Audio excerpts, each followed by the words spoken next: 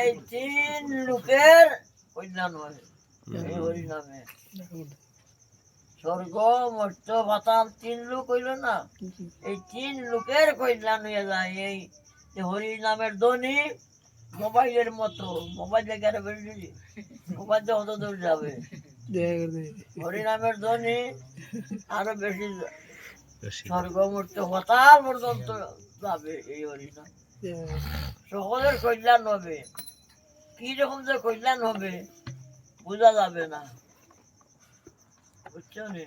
কল্যাণ হবেই হবে, কি রকম যে কল্যাণ হইল আমার, আমি কি বুঝবো,